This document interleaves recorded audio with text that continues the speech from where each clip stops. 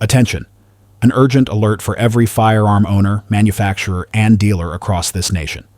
We are at a critical juncture in the ongoing legal battle to dismantle specific restrictions of the National Firearms Act, specifically those pertaining to suppressors and short-barreled rifles. Recent legislative action has reduced the NFA tax stamp for these items to $0, a change poised to take effect next year. This development has triggered a cascade of legal challenges, aiming to remove all remaining registration and transfer requirements for these devices. However, the Department of Justice, under the previous administration, has filed its opposition, staunchly defending the NFA's continued validity.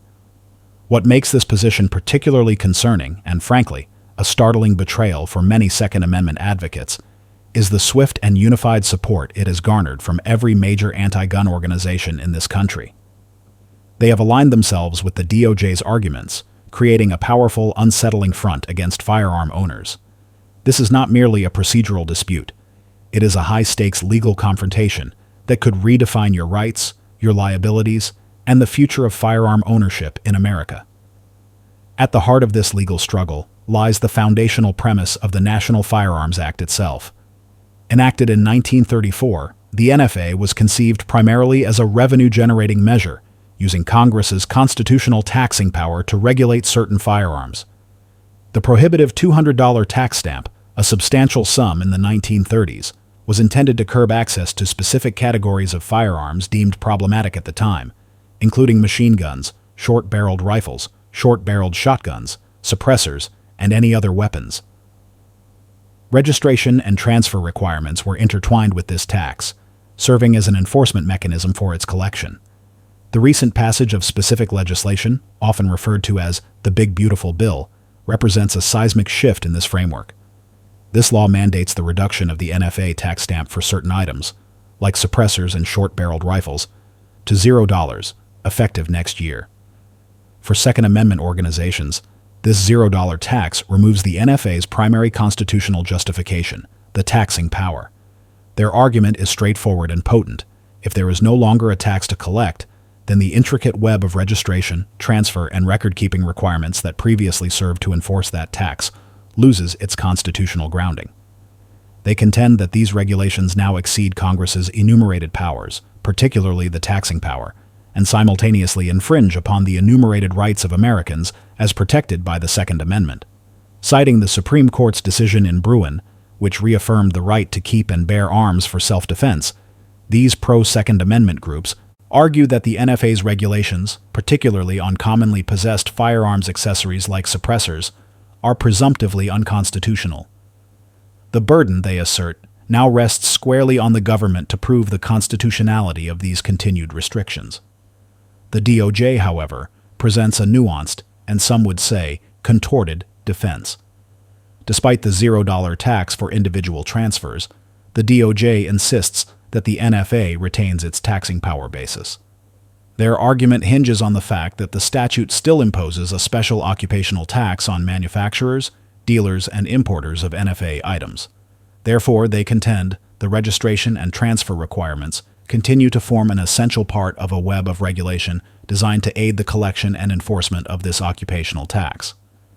In essence, the DOJ claims that the NFA's framework remains constitutionally justified through its ancillary support of these broader occupational taxes. Furthermore, the DOJ invokes the Commerce Clause, another cornerstone of federal regulatory power.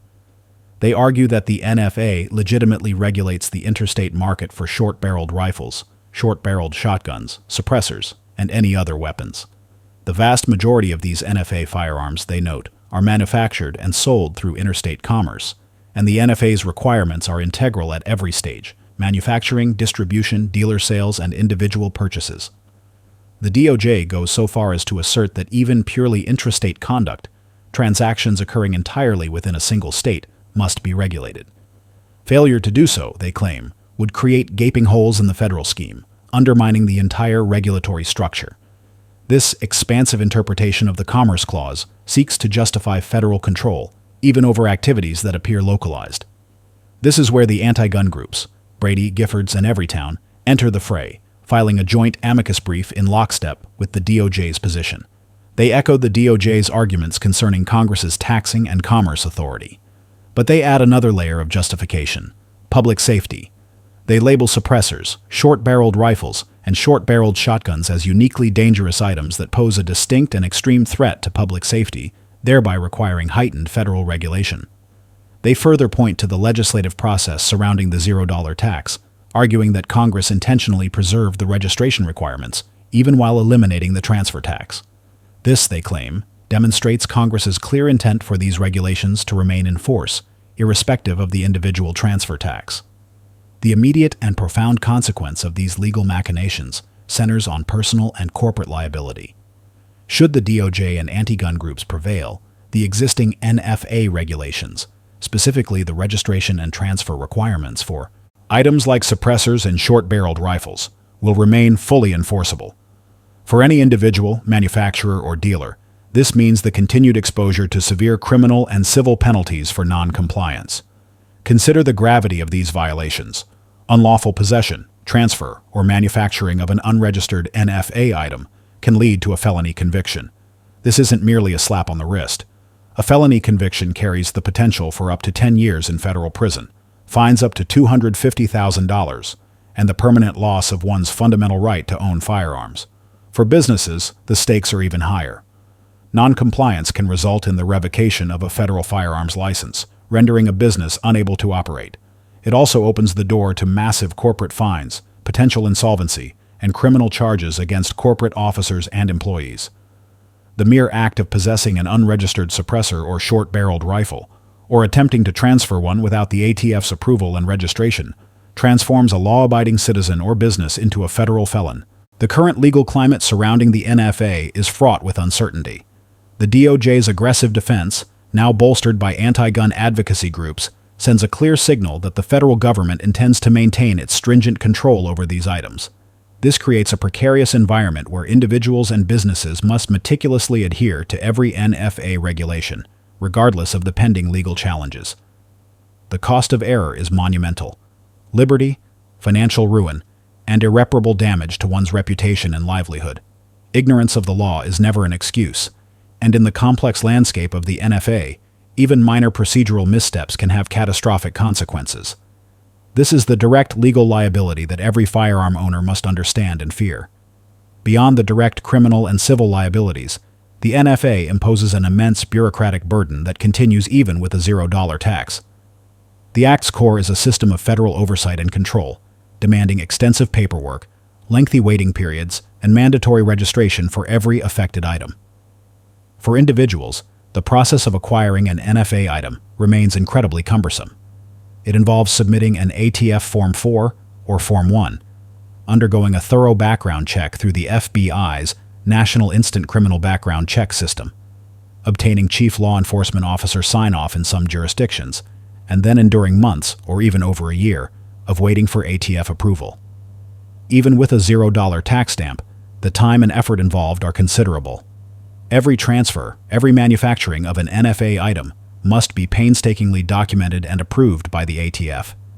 This administrative drag itself acts as a significant barrier to lawful ownership. For manufacturers and dealers, the bureaucracy is far more suffocating. They are subject to the special occupational tax the DOJ cites, requiring annual payments and extensive record keeping. Every NFA item they produce or receive must be recorded in precise ledgers, tracked through its life cycle, and reported to the ATF. Inspections, audits, and compliance reviews are routine, demanding significant internal resources to navigate.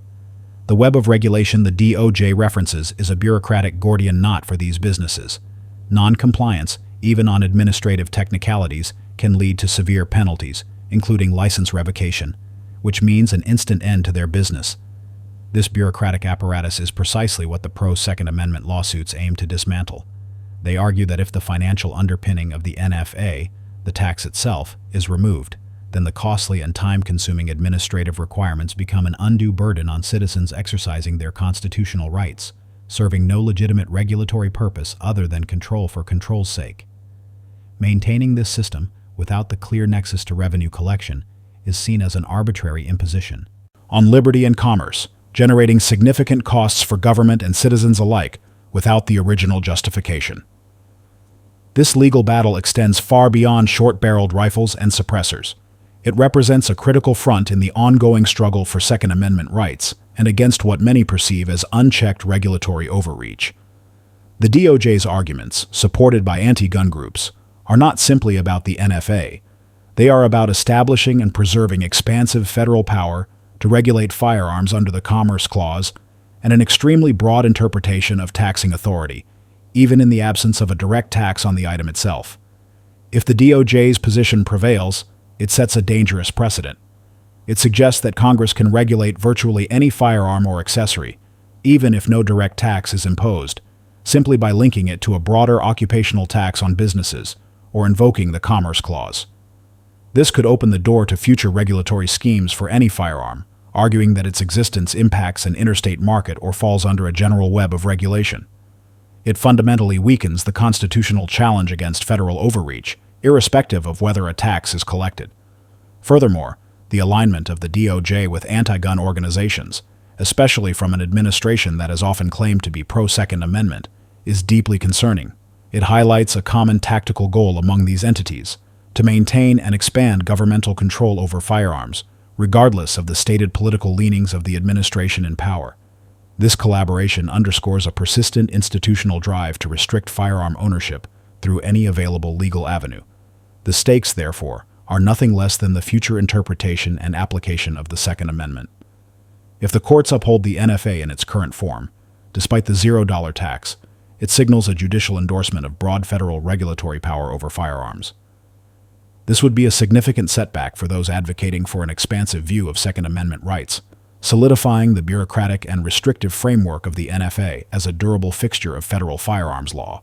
It would codify the principle that the government can maintain burdensome registration and transfer requirements on arms, even when the original constitutional justification for those burdens has seemingly evaporated. We stand at a pivotal moment.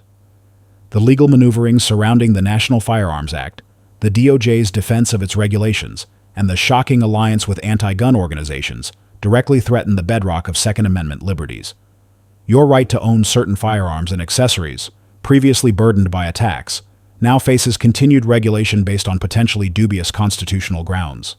The potential for enduring criminal liability, financial penalties, and the continuation of an onerous bureaucratic system remains. Stay vigilant, understand the risks. This is not a battle of abstract legal theory. It is a fight with direct implications for your freedom and your property. As this critical NFA challenge progresses, we will continue to provide updates, ensuring you are equipped with the knowledge to navigate this perilous legal landscape. Your unwavering engagement, your support for organizations fighting these battles, and your commitment to informed action are more crucial now than ever before.